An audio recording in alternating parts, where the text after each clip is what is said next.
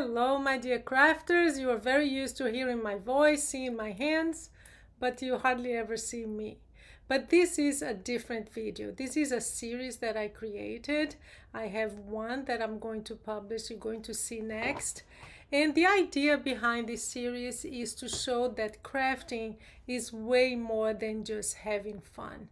I do believe I've had a few considerable losses in my life. I lost my dad to suicide. I lost my brother when he was 26 years old. And for me, crafting has been such a huge part of my healing journey. I'm sure that this is common out there, that this has happened to you, that many of you have found healing in crafting. So I decided that I want to also, for me, it's a way to connect with you, my subscribers, my viewers. You don't have to be a subscriber, but I would love to share your story with my audience. So if you want to be one of my guests here in this series, contact me, send me an email to craftingwithpaula@gmail.com, and I would love to hear from you. I would love to share the beautiful things you create and how crafting has been part of your healing journey, okay? So today I'm going to show one of these people who really found a lot of healing after she lost her son to suicide as well. Something that you don't know about myself is that I am a therapist and I work with grief and I work with suicide prevention. That's my work outside of here. But I really have found, throughout my life, I have a podcast and I interview a lot of families after they've had losses, and so many times they have mentioned to me that they did something with their hands that was really helpful. So that's where the idea came to me. I want to hear your story. I want to share your story and your creations here. So today I'm going to talk to a good friend of mine, Georgena Grace, and you're going to see her beautiful scrapbooking that she did as a way of healing and going through her grief process, okay? So let me introduce you Georgena and show what she has done. And again, this is my way to connect with you. I would love to hear from you. Contact me at craftingwithpaula@gmail.com, and we'll see how we can do a video and have it published here on my channel, okay? So thank you so much. Let's meet Georgena. So this is what they look like. These are big. You can see here, you can even see my arms, but they're big testaments of their family life throughout the years. What she did was she just selected pictures that were meaningful for that month, and she has one big scrapbooking, and she changes every month, right? So every month, yes, you change, same frame, but she changes the scrapbooking, one for each month. So first of all, Georgena, thank you so much for being on my channel. You're welcome. First time she's been on I have another work on suicide prevention, as I said, and she's been interviewed for the book and for the podcast, and I'll have all the links below, but it's not really relevant for my channel here. But I do want you to see this beautiful work that she's done and the way that she celebrated Reed's life, and I'm so thankful for you for being here with us. Thank you. Thank you so much for doing this. Yeah, so tell us a little bit about, how did the idea come up? Well, so many of us create beautiful scrapbooks. Yeah. However, they're stuck on a shelf. Yes. And so what I wanted to do is when people walked into my home, I wanted to be able to share my family with them. Mm-hmm. And so I ended up creating 12 big pieces of paper. Mm-hmm. And in my garage. How long did it take you? Oh my goodness, it took 6 months. It took 6 months. It's not long, believe me, for all you did. Right. And yeah. So I had over 25 years of photographs. Mm-hmm. So I went through the photographs once again, and those were in the days when we had photographs. Mm-hmm. Yes, because now it's all on our phones, exactly, right? We never look at them again. Right, yeah. So I could pick them up and put them on these pieces of poster board and say, oh yes, these are all the ones that happened in August mm-hmm. or in January. And then I made a little corner in the lower right-hand corner that commemorated Reed. Okay, so it was dedicated for him. This Yes. was like the right Yes. corner here, Exactly. the bottom corner. The lower Okay. right corner was the reed corner. Okay, okay. So here's what we're gonna do. I'm going to film some of these celebration that she did, and she's going to explain to us, because I do believe, and I know Georgena does too, this is a work that we've done together. We have groups on suicide grief that we co-facilitate. And we believe that it is by the way that we break the stigma is by talking about suicide. Yes. People have to be able to talk about the struggles, to come up to their friends and family and to share their grief and pain. And that's the work that we do. And this is what we're going to do today. So I'm going to take you through a journey into Reed's life and your family, and thank you for sharing that with You're us, welcome. Georgena. It's a wonderful opportunity to be able to do that, because as you said earlier, we remember their life, not how they died, but how they lived.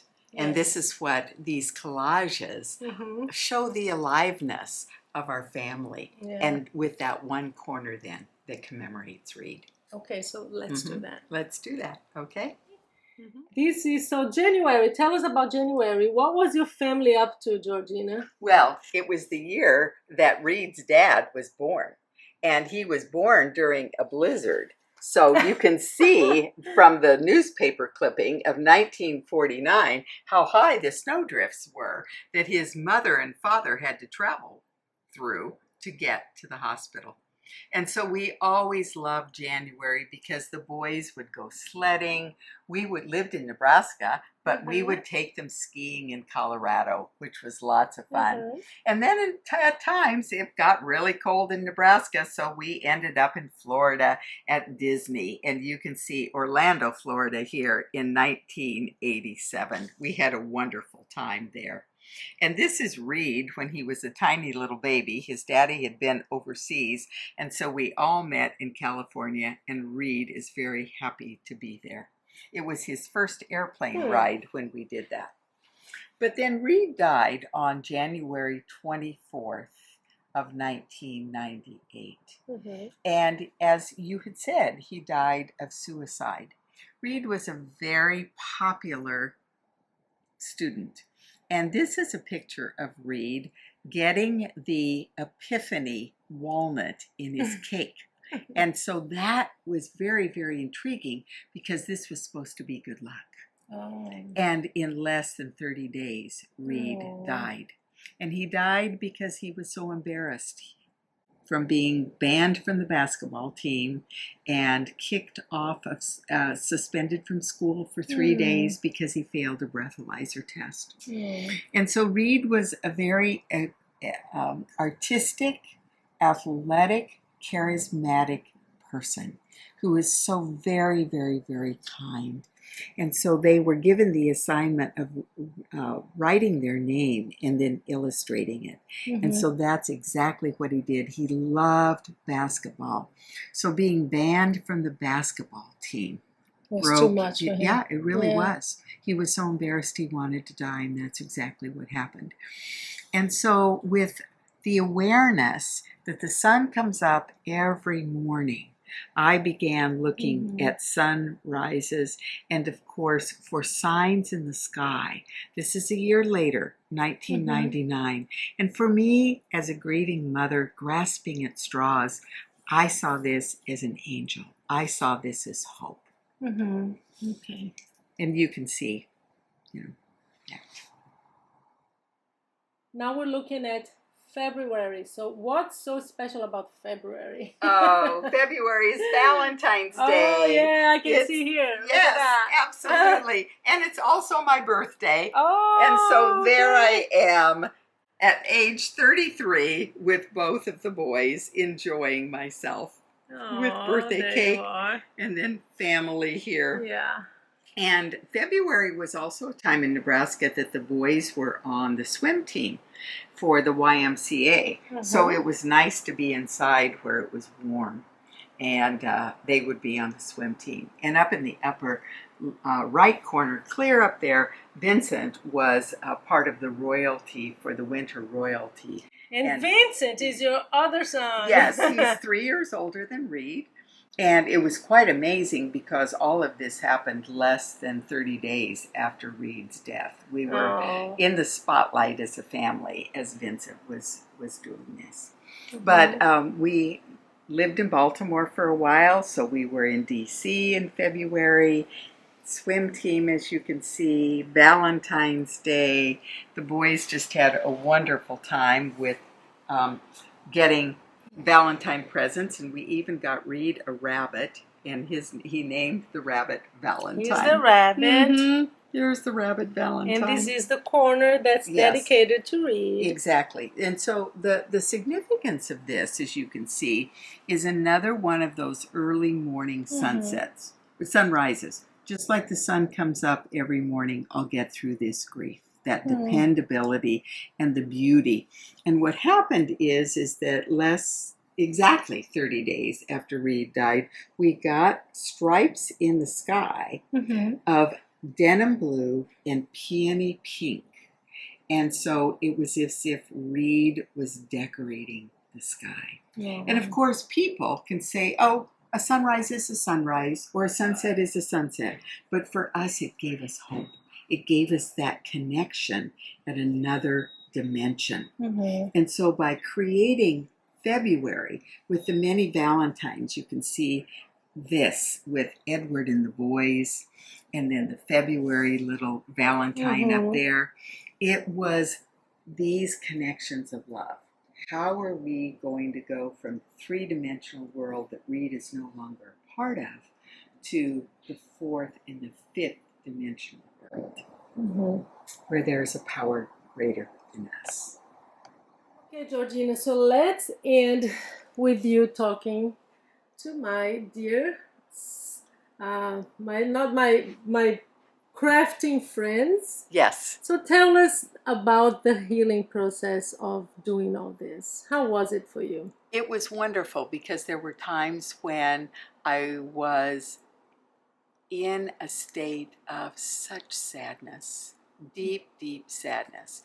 And to hold that picture in my hand and to stop and remember what we'd done, that this picture depicted, allowed me to remember the wonderful life that I had.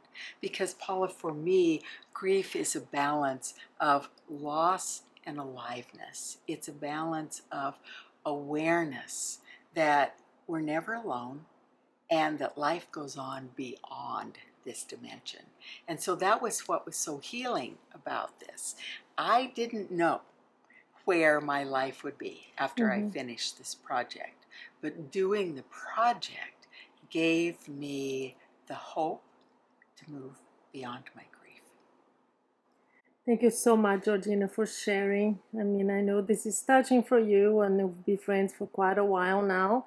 And I'm so glad that you have come on my channel, my crafting channel, and shared your process with us. I'm sure this is going to inspire so many of my subscribers and people who come to my channel to have some fun, but also to understand that crafting is more than just fun. It can be a pathway to healing. Absolutely. Thank you, Paula.